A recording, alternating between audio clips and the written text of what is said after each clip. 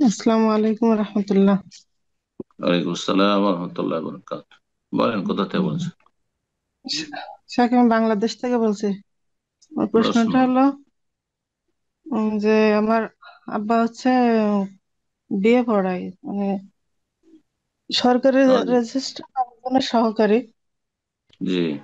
তো উনি অনেক সময় দেখা যায় যে ছেলে মেয়ে বাড়ি থেকে পালায় আসে, খালা কিংবা অন্য কেউ কোনো মহিলা নিয়ে আসে, এসে হুম। তাদেরকে অলি বানিয়ে বিয়ে করে।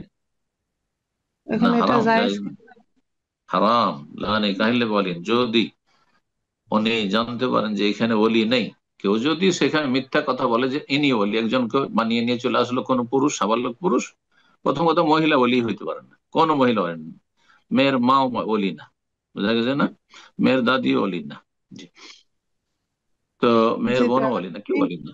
পুরুষ পুরুষ হইতে হবে, সাবালক হইতে হবে। যদি বলে যে ইনি বললি আর মিথ্যা কথা বলছে আর জানতে পারলো না, বিয়ে পড়ি, তো সেটা তার ভিন্ন বিষয়, গুণাগার হবেন না।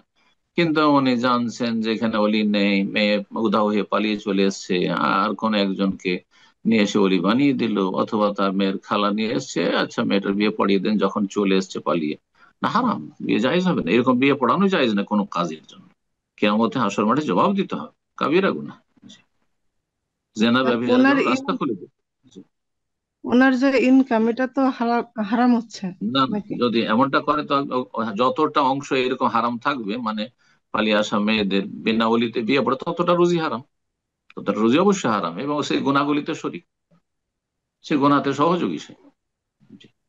আল্লাহ যে হেদায়েত উনি করুন। বলতেছেন যে এটা তো ওরা পাপ করতেছে, এখন এটা আমি বিয়ে পড়াইলে না, না, আমার পাপ ইনকাম পাপ করছে। এটাকে, কেউ সেই চুরি কথা করে বলতে। নিয়ে আসবে, কেউ চুরি করে নিয়ে আসবে যে আমার এই চুরি করা মোবাইল মোবাইল আপনি কিনলে কিনে নেন, বলছে ও চুরি করেছে, আমি তো পয়সা দিয়ে কিনছি, জায়েজ, হারাম, কোনো ইখতলাফ নেই সব জিনিস।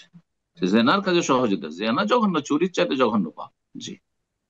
আল্লাহ হেদায়েত করুক।